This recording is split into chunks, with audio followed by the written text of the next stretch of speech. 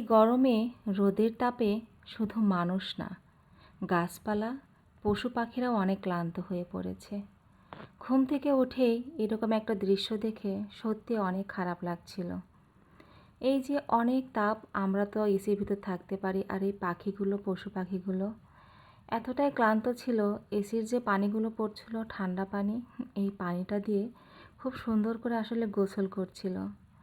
দেখতেও ভালো লাগছিল, আবার খারাপও লাগছিল, কারণ এত সুন্দর দৃশ্য সত্যি অনেক মনোমুগ্ধকর। আর এইটা দেখে কষ্ট অনেক পাচ্ছিলাম। আল্লাহর এই দুনিয়ায় মানুষ কত রকম সুখে আছে, কষ্টে আছে, কেউ বা কেউ, কিন্তু এই পশু পাখিগুলো কাউকে কিন্তু কিছু বলতে পারে না। আমরা মানুষ কিন্তু আমাদের কষ্টের কথা সবাইকে প্রকাশ করতে পারি, আর এই পাখিরা কিন্তু কাউকে কিছু বলতে পারে না। তাই বাগানে চলে গেলাম। বাগানে গিয়ে দেখি গাছে এত লেবু ধরেছে।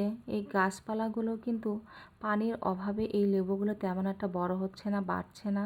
রোদের তাপ যে পাটি শুকিয়ে একদম হাহাকার হয়ে গেছে, একদম শুকনো শুকনো। এই যে লেবুগুলো দেখুন ছোট ছোট হয়ে আছে, কিন্তু গাছে মাশাআল্লাহ এত লেবু ধরেছে, থোকায় থোকায় ঝোপা ঝোপা লেবু ধরে আছে। দেখে সত্যি অনেক ভালো লাগছিল, কিন্তু আল্লাহর রহমতে বৃষ্টি হলে আরও বেশি ভালো লাগতো। পশু পাখি গাছপালা সবাই একটু থাকতো।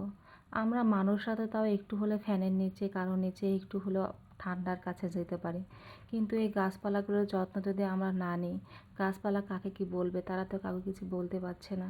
যেহেতু গাছগুলো নিজের হাতে লাগিয়েছি, তার যত্ন আসলে নিজেকেই নিতে হবে। হে আল্লাহ, তুমি একটা সুন্দর বৃষ্টি দাও, সবাইকে রহমতের বৃষ্টি দাও। এই গাছপালা পশু পাখি সবাই যদি, পৃথিবীর সবাই ভালো থাকতে পারে। অসহায় মানুষগুলো যারা দিন খাটে, দিন মজুরি করে বেড়ায়, তাদের তো অনেক কষ্ট। হে আল্লাহ। তো বাগানে গিয়েছিলাম, গিয়ে দেখি পেঁপের গাছে 2টা পেঁপে ধরে আছে। তাই ভাবলাম গাছে দেখে পেঁপে, তা ভাবলাম এই যে গরম পড়েছে, এই গরমে আসলে কিছু খাওয়াও যাচ্ছে না। যেটাই রান্না করি সেটাই আসলে খুবই কষ্টকর, খেতে ভালো লাগে না কেন জানি। তাই ভাবলাম পেঁপে নিয়ে যে একটু পাতলা করে ঝোল রান্না করে দেবো, মাছের ঝোল রান্না করে দেবো পেঁপে দিয়ে। তাই একটা পেঁপে পেরে নিলাম গাছ থেকে। আর ওই পাশে কয়েকটা কলার গাছ ছিল, তা ভাবলাম যাই কয়েকটা কলার গাছে দেখি কলার কী অবস্থা। যেহেতু কলার গাছে কলা ধরেছিল, এটা হচ্ছে কি কলা বলে, এই কলার নামটা ঠিক বলতে পারছি না এখন। এই যে কলা ধরেছে, দেখলাম কলার অনেক দিন হলেই ধরেছে, অনেক বড়ই হয়ে গেছে, কিন্তু এখনও পাকেনি। তা আরেকটু খেয়াল, আরেকটু কিছুদিন যেতে হবে হয়তো বা। আর এখানে হচ্ছে দেখি আরেকটা নতুন মোচা বের হয়েছে, এটাতে হচ্ছে হয়তো বা আরও বড় হবে, আরও এখানেও কলা বের হবে। তো বাগান থেকে চলে আসলাম, প্রচণ্ড রোদ ছিল, বাগানে আসলে থাকাই যাচ্ছিল না। আর এই যে পেঁপেটা পেরে আনলাম, পেঁপেটা দিয়ে ভাবছি কি রান্না, মাছের ঝোল রান্না করব। সবাই ভালো থাকুক, সুস্থ থাকুক, এই দোয়াই করি। আল্লাহ হাফেজ।